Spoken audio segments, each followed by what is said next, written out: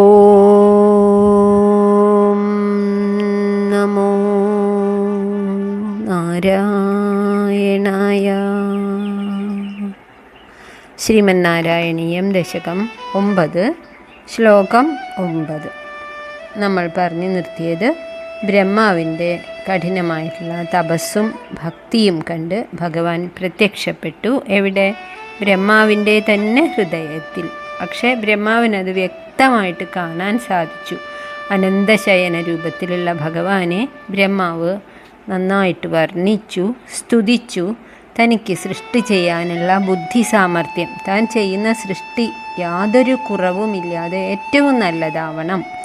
എങ്ങനെയാണോ അവർ പൂർവ്വജന്മത്തിൽ നിന്നും കൊണ്ടുവന്നിട്ടുള്ള ആ സൂക്ഷ്മ ശരീരം, അത് ഭഗവാനിൽ ലയിച്ചു കിടക്കുകയല്ലേ. അതിപ്പോൾ മുഴുവനും ഈ താമരപ്പൂവിൻ്റെ ഇതളുകളൊക്കെ ആയിട്ട് പുറത്തേക്ക് കൊടുത്തു കഴിഞ്ഞു ബ്രഹ്മാവിന്. ഇനി അതുപയോഗിച്ച് ഓരോ ജീവനും ഓരോ സൂക്ഷ്മ ശരീരത്തിനും ചേർന്ന ശരീരം നൽകണം. അതിനുള്ള ആ സാമർഥ്യം, അതിനുള്ള കഴിവ്, ആ പൂർണ്ണത തരണേ എന്നാണ് ഭഗവാനോട് ബ്രഹ്മാവ് പ്രാർത്ഥിച്ചത്. അപ്പോൾ അത് അനുഗ്രഹമായിട്ട് ഭഗവാൻ നൽകി. കൂട്ടത്തിൽ എല്ലാം സാധിപ്പിക്കുന്ന ഉത്കടമായ ഭക്തിയെ കൊടുത്തു. ബ്രഹ്മാവിനോട് വീണ്ടും കർമ്മം ചെയ്യണം, തപസ് ചെയ്യുക തന്നെ വേണം, എന്നാലേ എന്ത് കാര്യവും ശുഭമാവുകയുള്ളൂ. നമ്മളുടെ പ്രയത്നം ഉണ്ടാവണം എന്നുള്ള ആ ഒരു സന്ദേശം കൂടി നമ്മൾ കണ്ടു. ഇനി 9ാമത്തെ ശ്ലോകത്തിൽ പറയണത്, അങ്ങനെ വീണ്ടും 100 ദിവ്യ സംവത്സരം ബ്രഹ്മാവ് തപസ് ചെയ്തു. നല്ല മനഃശക്തിയും തപശക്തിയും ബുദ്ധിശക്തിയും ഒക്കെ അതിൻ്റെ ഫലമായിട്ട് ബ്രഹ്മാവിന് ലഭിച്ചു. അങ്ങനെ ആ സൃഷ്ടിക്ക് ബ്രഹ്മാവ് തയ്യാറെടുക്കുകയാണ്. അർത്ഥം നോക്കാം, ശ്ലോകം വായിക്കാം. ശതം കൃതതപാസ്തദ സ ഖലു ദിവ്യ സംവത്സരാൻ അവാപ്യ ച തപോബലം മതിബലം ച പൂർവാധികം ഉദീക്ഷ്യ കില കമ്പിതം പയസി പങ്കജം വായുനാ ഭവദ്ബലവിജൃംഭിത പവനപാധസി പീതവാൻ. തഥാ എന്ന് പറഞ്ഞാൽ അനന്തരം. ശതം കൃതതപാസ്തദ, തഥ അനന്തരം.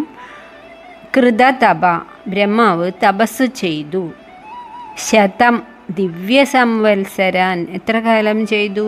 100 ദിവ്യ സംവത്സരം. ഒരു ദിവ്യ സംവത്സരം നമ്മളുടെ 360 വർഷമാണ്. അതുകൊണ്ട് ശതം എന്ന് പറഞ്ഞാൽ 100, അപ്പം 36,000 സംവത്സരം എന്ന് പറയാം. അത് അനേക കാലം എന്നേ ഉദ്ദേശിച്ചിട്ടുള്ളൂ. അനേക കാലം ബ്രഹ്മാവ് കഠിനമായിട്ടുള്ള തപസ് അനുഷ്ഠിച്ചു.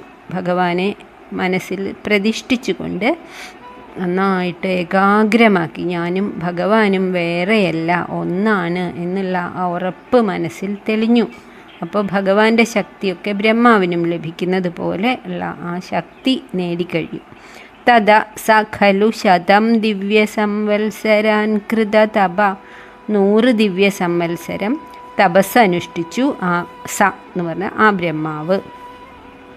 പൂർവാധികം തപോബലം മതിബലം ച അവാപ്യ ച, ബ്രഹ്മാവിന് ധാരാളം മുമ്പും ഉണ്ടായിരുന്നു, പക്ഷേ അതിനേക്കാളും ഒക്കെ അധികം തപോബലവും ബുദ്ധിബലവും ശരീരശക്തിയും എല്ലാം ലഭിച്ചു. മുൻപുണ്ടായിരുന്നതിനേക്കാൾ അധികമായിട്ട് തപശക്തി ഉണ്ടായി. ഇപ്പോൾ 100 ദിവ്യ സംവത്സരം തപസ് ചെയ്തുല്ലോ. കൂടാതെ മതിബലം, നല്ല ബുദ്ധി കൊടുത്തു ഭഗവാൻ. നമ്മൾ ചെറിയ കുട്ടികളോട് പറയില്ലേ, നല്ല ബുദ്ധി തരണേ എന്ന് പ്രാർത്ഥിക്കൂന്ന്. അതുപോലെ തന്നെയല്ലേ ഇപ്പോൾ ബ്രഹ്മാവും പ്രാർത്ഥിച്ചത്, എനിക്ക് ബുദ്ധി തരണേ. അങ്ങനെ ബുദ്ധി തരുന്ന ഭഗവാൻ ഭഗവത്ഗീതയിലും പറയുന്നുണ്ട്, ബുദ്ധിയോഗം ദദാമ്യഹം, ഞാൻ തരും നിങ്ങൾക്ക് ബുദ്ധിയോഗം. നിങ്ങൾ ചോദിക്കേ വേണ്ടൂ, മനസ്സ് ശുദ്ധാവണം, അല്ലാണ്ട് ചോദിച്ചാൽ കിട്ടില്ല. ഓരോ ആൾക്കാരോടുള്ള ദേഷ്യവും വൈരാഗ്യവും ഒക്കെ മനസ്സിൽ ചെറിയ ചെറിയ നിസ്സാരമായിട്ടുള്ള പിണക്കങ്ങളും ഒക്കെ വിചാരിച്ചിട്ട് വെച്ച് സൂക്ഷിച്ചിട്ട് ചോദിച്ചാൽ ഭഗവാൻ അവിടെ തന്നുകൊണ്ടിരിക്കും, പക്ഷെ നമുക്ക് സ്വീകരിക്കാൻ പറ്റില്ല അത്. അതുകൊണ്ടാണ് തപസ് ചെയ്ത് മനസ്സിനെ പരിശുദ്ധാക്കാൻ പറയണത്.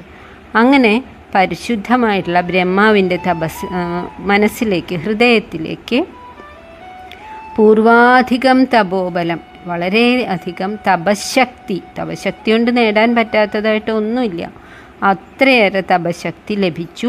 കൂടാതെ മതിബലം, വേണ്ടത്ര ബുദ്ധിശക്തി ലഭിച്ചു, മതിബലം കിട്ടി. അവാപ്യ ച എന്ന് പറഞ്ഞാൽ നേടിയിട്ട്, ബ്രഹ്മാവ് അത് നേടി.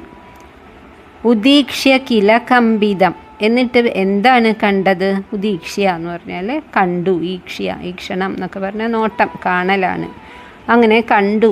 പങ്കജം പയസി വായുനാ കമ്പിതം. കമ്പിതം എന്ന് പറഞ്ഞാൽ ഇങ്ങനെ ഇളകുന്ന, ഇങ്ങനെ ആടി ഉലയുന്നതായിട്ട് പങ്കജത്തെ, താമരപ്പൂവിനെ കണ്ടു. വായുന, ശക്തിയായിട്ടുള്ള കാറ്റാണ്, കടലിൻ്റെ ഇളക്കമുണ്ട്, അതുകൊണ്ടൊക്കെ ഈ താമരപ്പൂവ് ഇങ്ങനെ കമ്പനം ചെയ്യുന്നതായിട്ട് കണ്ടു. താനും അതിനനുസരിച്ച് കമ്പനം ചെയ്യൂല, അതിൻ്റെ ഉള്ളിലല്ലേ ഇരിക്കണേ. ഉദീക്ഷ്യ കില കമ്പിതം പയസി പങ്കജം വായുന. പയസി എന്ന് പറഞ്ഞാൽ വെള്ളത്തിൽ, ജലത്തിൽ. വായുന കാറ്റുകാരണം, കാറ്റുകൊണ്ട്. പങ്കജം കമ്പിതം താമരപ്പൂവ് ഇങ്ങനെ ഇളകുന്നതായിട്ട് ബ്രഹ്മാവ് കണ്ടു. ഭവത് ബലവിജൃംഭിത,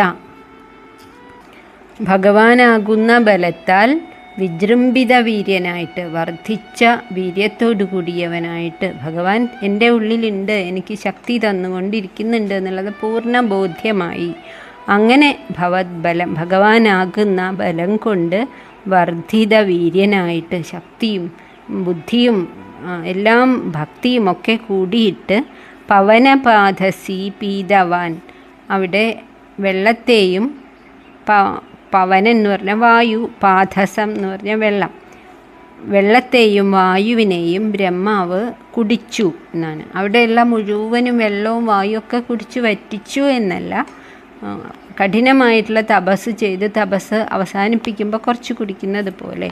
അല്ലെങ്കിൽ സൃഷ്ടികർമ്മങ്ങൾ ചെയ്യാൻ എന്തൊക്കെ വിഭവങ്ങൾ ആവശ്യമുണ്ടോ അവിടെ ഇപ്പോൾ അതിന് വെള്ളവും വായുവും മാത്രമാണുള്ളത്. ആ പഞ്ചഭൂതങ്ങളെ രണ്ടും ബ്രഹ്മാവ് തന്നിലേക്ക് ആവശ്യത്തിനുള്ളത് എടുത്തു എന്നാണ് അർത്ഥം. പവന പാധസി പീതവാൻ, അവിടെയുള്ള പവനനെയും വായു ജലത്തെയും വേണ്ട അളവിൽ ബ്രഹ്മാവ് ഉൾക്കൊണ്ടു. ശതം ദിവ്യ സംവത്സരാൻ, വളരെ കാലം അദ്ദേഹം അങ്ങനെ തപസ് ചെയ്തു വീര്യവാനായി തൻ്റെ ചുറ്റുമുള്ള വസ്തുക്കളിൽ നിന്നും ആവശ്യമുള്ളതൊക്കെ സ്വീകരിച്ച് അടുത്ത സൃഷ്ടിക്കുള്ള തയ്യാറെടുപ്പായി. അങ്ങനെ ബ്രഹ്മാവ് ഉള്ളിലേക്കെടുത്ത പ്രാണവായുവും ജീവജലവും അദ്ദേഹത്തിൻ്റെ സൃഷ്ടികളായിട്ടുള്ള സകല ചരാചരങ്ങൾക്കും കൊടുത്തുകൊണ്ടിരിക്കുകയും ചെയ്യുന്നു. ശതം കൃത തപാസ്തത സഖലു ദിവ്യ സംവത്സര. ആ ബ്രഹ്മാവ് ദിവ്യ സംവത്സരം, ശതം 100 ദിവ്യ സംവത്സരം, അനേക വർഷങ്ങൾ. കൃത തപാസ്തത, പിന്നീട് ഭഗവാൻ അനുഗ്രഹിച്ച് മറഞ്ഞതിന് ശേഷം സൃഷ്ടിക്ക് മുൻപായിട്ട് അനേക കാലം കഠിനമായിട്ടുള്ള തപസ് ചെയ്തു. അവാപ്യ ച തപോബലം മതിബലം ച പൂർവാധികം, മുൻപേ ബ്രഹ്മാവിനുള്ളതാണ്, അതിനേക്കാളുമൊക്കെ എത്രയോ അധികം ബുദ്ധിശക്തിയും തപശക്തിയും ഭഗവാൻ അനുഗ്രഹിച്ച് നൽകിയ ഭക്തിയും ഒക്കെ നേടി. അതിനുശേഷം സൃഷ്ടിക്കൊരുങ്ങുമ്പോൾ ഉദീക്ഷ്യ കില കമ്പിതം പയസി പങ്കജം വായുന. പയസി വെള്ളത്തിൽ വായു കൊണ്ട്, കാറ്റുകൊണ്ട് പങ്കജം താമരപ്പൂവ് ഇങ്ങനെ കമ്പിതം ഇളകുന്നതായിട്ട് കണ്ടു.